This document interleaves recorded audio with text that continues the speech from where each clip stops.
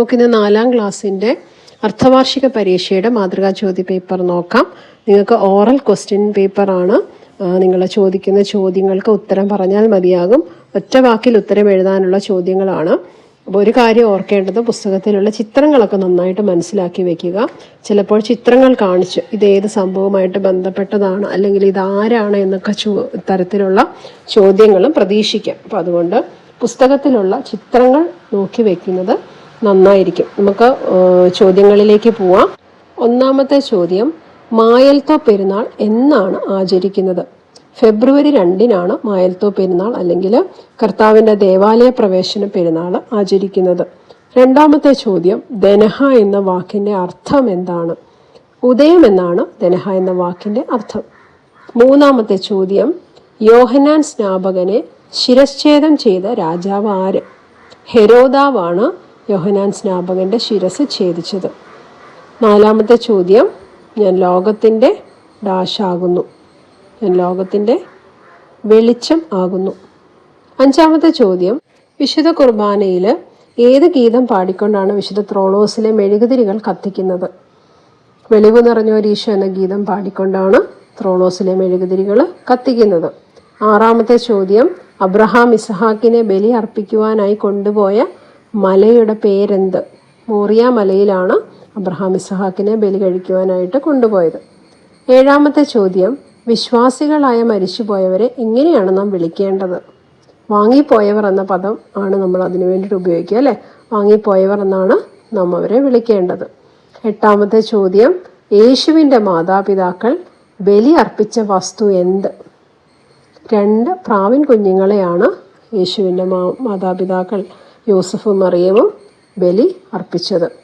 9ാമത്തെ ചോദ്യം, 3 ദൈവപുരുഷന്മാർ ഡാഷ് തോപ്പിൽ വെച്ച് അബ്രഹാമിന് പ്രത്യക്ഷപ്പെട്ടു. എവിടെ വെച്ചാണ്? മെമ്രയുടെ തോപ്പിൽ വെച്ച്. 3 ദൈവപുരുഷന്മാർ മെമ്രയുടെ തോപ്പിൽ വെച്ചാണ് അബ്രഹാമിന് പ്രത്യക്ഷപ്പെട്ടത്. 10ാമത്തെ ചോദ്യം, യേശുക്രിസ്തുവിൻ്റെ ജനനത്തെ മുന്നറിയിക്കുവാനും അവന് വഴിയൊരുക്കുവാനും ദൈവം നിയോഗിച്ച വ്യക്തിയാണ് ഡാഷ്. സ്നാപക യോഹന്നാനാണ് അതിൻ്റെ ഉത്തരം. 11ാമത്തെ ചോദ്യം, ഇവൻ എൻ്റെ ഡാഷ്, ഇവനിൽ ഞാൻ പ്രസാദിച്ചിരിക്കുന്നു. ഇവൻ എൻ്റെ പ്രിയപുത്രൻ, ഇവനിൽ ഞാൻ പ്രസാദിച്ചിരിക്കുന്നു. 12ാമത്തെ ചോദ്യം, പുതിയ നിയമത്തിൽ ഏറ്റവും കൂടുതൽ പുസ്തകങ്ങൾ എഴുതിയിരിക്കുന്നത് ആരാണ്? പരിശുദ്ധനായ പൗലോസ് ശ്ലീഹയാണ് പുതിയ നിയമത്തിൽ ഏറ്റവും കൂടുതൽ പുസ്തകങ്ങൾ എഴുതിയിരിക്കുന്നത്. 13ാമത്തെ ചോദ്യം, വെള്ളത്താലും ആത്മാവിനാലും ജനിച്ചില്ല എങ്കിൽ ഡാഷ് കടപ്പാൻ ആർക്കും കഴിയുകയില്ല. ദൈവരാജ്യത്തിൽ കടപ്പാൻ ആർക്കും കഴിയുകയില്ല. ദൈവരാജ്യത്തിൽ എന്നതാണ് അതിൻ്റെ ഉത്തരം.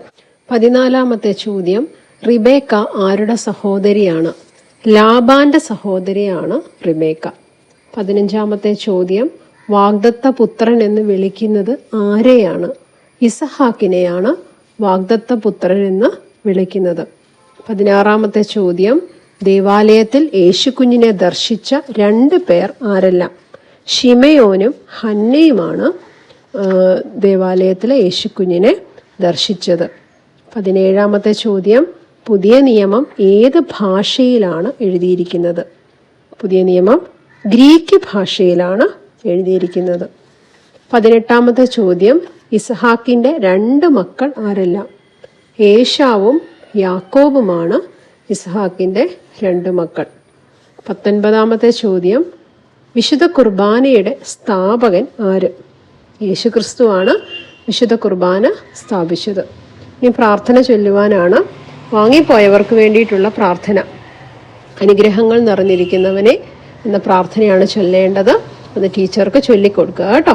അനുഗ്രഹങ്ങൾ നിറഞ്ഞിരിക്കുന്നവനെ, ഉയർപ്പ് ദിവസത്തിൽ നിന്റെ സൃഷ്ടിയെ നീ പുതുതാക്കണമേ. കർത്താവെ, നിന്റെ ശരണത്തിൽ മരിച്ച് നിന്റെ വരവിനായി നോക്കി പാർത്തിരിക്കുന്ന ഞങ്ങളുടെ മരിച്ചു പോയവരെ നീ ആശ്വസിപ്പിച്ച് പുണ്യപ്പെടുത്തണമേ. അബ്രഹാമിൻ്റെയും ഇസഹാക്കിൻ്റെയും യാക്കോബിൻ്റെയും മടിയിൽ അവരെ നീ വസിപ്പിക്കണമേ. ഇത്രയും ഭാഗമാണ് ഇവിടെ ചൊല്ലുവാനായിട്ട് ചോദിച്ചിരിക്കുന്നത്. ഇനി ഗീതം ചൊല്ലുവാനുള്ള ഭാഗം, ഹാബേലിൻ കുഞ്ഞാടും നോഹിനുടെ കാഴ്ചയതും അബ്രഹാം തൻ ബലിയും കൈക്കൊണ്ട കർത്താവെ, നോമ്പും പ്രാർത്ഥനയും കൈക്കൊണ്ട് അൻപാലടിയാരെ കാക്കുക.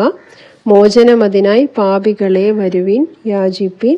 മുട്ടുന്നോർക്ക് തുറന്നിടുമേ നാഥൻ, തൻ വാതിൽ യാചിക്കുന്നോൻ പ്രാപിക്കും, അന്വേഷിപ്പോൻ കൈക്കൊള്ളും. ഇത്രയുമാണ് നിങ്ങൾ ഈണത്തിൽ ചൊല്ലുക കേട്ടോ. അപ്പോൾ ഈ ഒരു പാറ്റേണിലായിരിക്കാം അടുത്ത ആഴ്ചത്തെ എക്സാം എന്ന് വിശ്വസിക്കുന്നു. എല്ലാവരും നന്നായിട്ട് തന്നിരിക്കുന്ന പാഠങ്ങളുടെ ഒക്കെ മുഴുവനായിട്ടും വൺ വേർഡ് ആൻസേഴ്സ് പഠിക്കുക, ചിത്രങ്ങൾ നോക്കി വയ്ക്കുക, നന്നായി ആൻസർ പറയുവാനായിട്ട് ശ്രമിക്കുക. എല്ലാവർക്കും വിജയാശംസകൾ നേരുന്നു. Thank you.